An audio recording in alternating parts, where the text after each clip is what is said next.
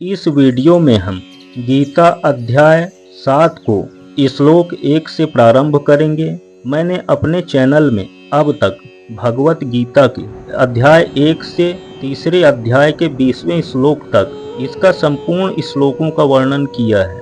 अध्याय 7 पूर्ण होने के पश्चात हम पुनः तीसरे अध्याय के 21वें श्लोक से प्रारंभ करेंगे। आइए चलते हैं अध्याय 7 गीता श्लोक 1 पर। श्री भगवान उवाच मय्यासक्तमनाः पार्थ योगं युञ्जन्मदाश्रयः असंशयं समग्रं मां यथा ज्ञास्यसि तच्छृणु। संस्कृत शब्दों के अर्थ। श्री भगवान उवाच यानी भगवान कृष्ण ने कहा, मई यानी मुझ में, आसक्त मनाह यानी आसक्त मन, पार्थ यानी प्रथापुत्र, योगम यानी आत्म साक्षात्कार, युंजन यानी अभ्यास करते हुए, मत आश्रय यानी मेरी चेतना, असंशयम यानी निसंदेह, समग्रम यानी पूर्णतया, याम यानी मुझको, यथा यानी जिस तरह, ज्ञास्यस यानी जान सकते हो, तत् यानी वह, सुनो यानी सुनो।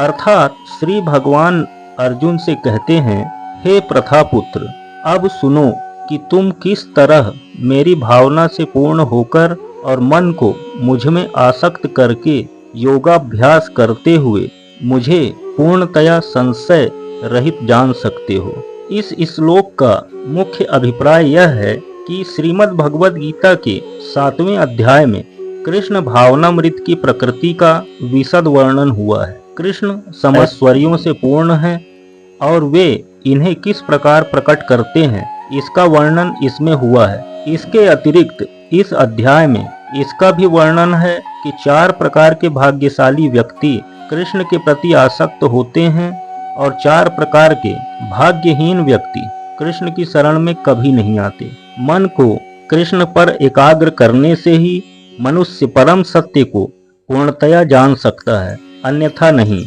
निर्विशेष ब्रह्म ज्योति या अंतर्यामी परमात्मा की अनुभूति परम सत्य का पूर्ण ज्ञान नहीं है, क्योंकि यह आंशिक होती है। कृष्ण ही पूर्ण तथा वैज्ञानिक ज्ञान है और कृष्ण भावनामृत में ही मनुष्य को सारी अनुभूति होती है।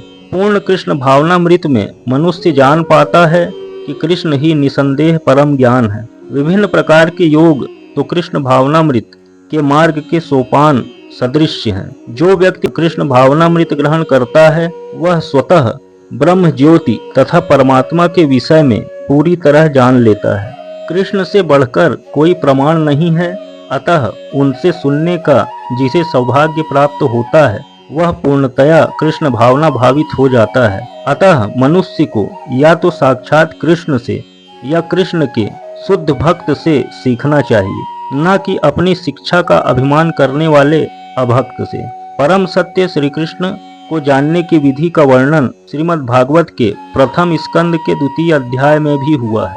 वैदिक साहित्य से श्री कृष्ण के विषय में सुनना अपने आप में पुण्य कर्म है, और जो प्रत्येक हृदय में वास करने वाले भगवान कृष्ण के विषय में सुनता है उसके लिए वे शुभेच्छु मित्र की भांति कार्य करते हैं, और जो भक्त निरंतर उनका श्रवण करता है उसे वे शुद्ध कर देते हैं। इस प्रकार भक्त अपने सुप्त दिव्य ज्ञान को फिर से पा लेता है। ज्यों-ज्यों वह भगवान तथा भक्तों से कृष्ण के विषय में अधिकाधिक सुनता है, त्यों-त्यों वह भगवत भक्ति में स्थिर हो जाता है।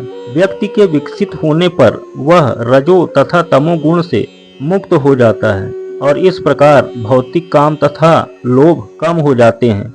जब ये कलमश दूर हो जाते हैं तो भक्त सतो गुण में स्थिर हो जाता है, भक्ति के द्वारा स्फूर्ति प्राप्त करता है और भगवत तत्व को पूरी तरह जान लेता है। भक्ति योग भौतिक मोह की कठिन ग्रंथि को भेदता है और भक्त को असंशयम समग्रम अर्थात परम सत्य श्री भगवान को समझने की अवस्था को प्राप्त कराता है।